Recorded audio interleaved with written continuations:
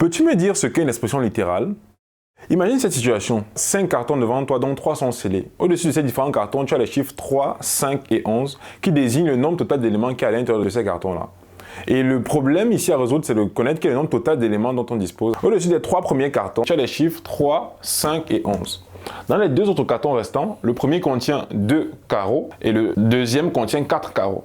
S'il faut connaître le bilan du nombre total d'éléments qu'il y a dans tous ces cartons, on va l'appeler A. A est égal à 2 carreaux plus 3 éléments, plus 4 carreaux, plus 5, plus 11. Combien de carreaux a-t-on au total? On a 2 plus 4, ça fait 6 carreaux, plus 3, plus 5, plus 11, ce qui fait plus 19. Donc, dans les 5 cartons réunis, on a 6 carreaux plus 19. Maintenant, prêtons attention à cette deuxième expression. Dans cette somme, il y a des termes qui contiennent des carreaux, d'autres des triangles et d'autres qui n'en ont pas. Donc, pour réussir la somme, ce qu'on va faire, on va regrouper les éléments semblables entre eux. Donc, en gros, on mélange les carreaux entre eux. 2 carreaux plus 4 carreaux, ça fait 6 carreaux. Ensuite, il n'y a que ce terme-ci qui contient les triangles, donc ça fait 6 carreaux moins 4 triangles. Et 3 plus 5, ça fait 8. Donc, B est égal à 6 carreaux moins 4 triangles plus 8. Donc, maintenant, dans cette troisième expression, ce qu'on va faire, c'est que on va remplacer les triangles par une lettre de notre choix. On va l'appeler petit a. Et les carreaux par la lettre B. Donc, ici, on aura B et encore un triangle, là, on en a petit a. Donc, si d'abord, je reste avec les triangles. En termes de triangles, on a 2 triangles moins 11 triangles, ça nous fait moins 9 triangles. Plus 4 carreaux. Et ensuite, on a 8 moins 5, ce qui fait plus 3. Donc, on les note là.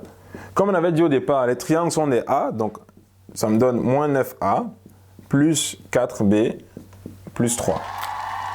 C'est donc ça ce qu'on appelle une expression littérale. En fait, il s'agit juste d'une expression mathématique dans laquelle on a à la fois des chiffres et des lettres, et des fois des parenthèses pour définir des priorités opératoires. Désormais, tu sauras quoi répondre lorsqu'on te posera la question suivante. Peux-tu me dire ce qu'est une expression littérale? Un autre exemple, c'est D égale x plus 8x moins 7 moins 13x plus 12. Si les x vous font peur, vous pouvez les remplacer par des carrés ou des triangles. Et après, vous faites votre calcul en mettant les éléments qui contiennent des x entre eux, donc ensemble. Ici, x plus 8x, moins 13x. Donc ça va faire 9x. Je regroupe ici, ça fait moins 13x. Et là, j'ai moins 7 et plus 12, donc je les regroupe également ensemble, vu qu'ils ne contiennent pas de x. Et ici, puisque je sais comment étudier les nombres en chaîne relative après avoir vu les précédentes vidéos de l'ami de Scholar Bridge, je sais que 9x moins 13x, ça fait moins 4x. Et moins 7 plus 12, ça fait plus 5. Donc, je viens de terminer ce calcul, voilà. Et donc, je viens de réduire ici cette expression littérale que j'avais au départ. X plus 8x moins 7 moins 13x plus 12 égale D.